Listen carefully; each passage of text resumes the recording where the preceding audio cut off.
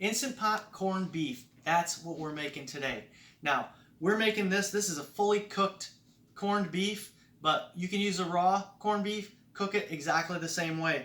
The reason we're going to cook a fully cooked corned beef is because this is basically restaurant grade. It's what they make sandwiches out of. But let me cut a little piece of this and show you why I want to use it.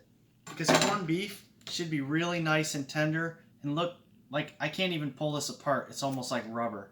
So we are going to put this in our Instant Pot.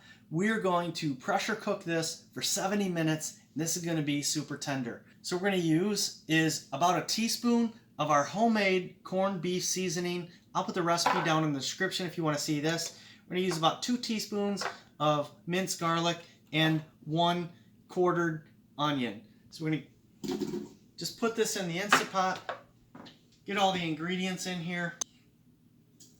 And you could use water. We're going to use a beer. You could use a dark beer. We're just using Bud Light.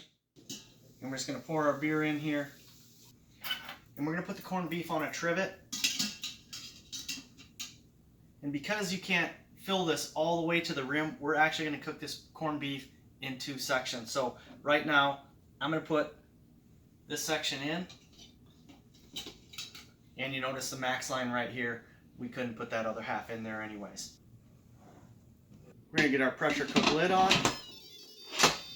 So we're going to pressure cook. It's already on high. We're going to change this time to 70 minutes. 110, 70 minute. And we're going to hit start. And once this is done in 70 minutes, we're going to do a natural release for 15 minutes. Then we'll open it up, show you how nice and tender this is. Alrighty, so 70 minutes of cook time, 15 minutes of natural release. We know we're good to open this because this little pressure knob is down. So we're going to go ahead and open this up. Oh yeah. And we're going to go ahead and get our corned beef out of here. We're going to put it on the cutting board and see how we've done. I can already tell it's a little different because look at how that peels. We know it's done when corned beef peels apart like that. Alright, so let's slice into this, see how we did. I'm going to cut this oblong edge off. Look, oh man, I can tell already. Look how nice and tender that is. So let's take a couple slices here. Oh man, that looks like amazing corned beef right here. This reminds me of cooking a brisket on the smoker and how nice these sections turned out. Alright, so actually look at that gorgeous look right there. We really want to know how we did as far as the pressure cook. So if you remember, this was tough. So let's see. Oh my gosh, look. See what this is napalm hot right here. But you look how easy this just pulls apart. It is stringy. It is done.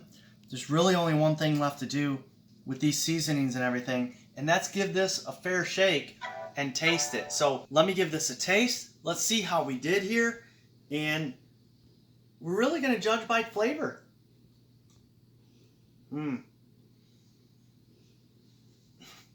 Wow.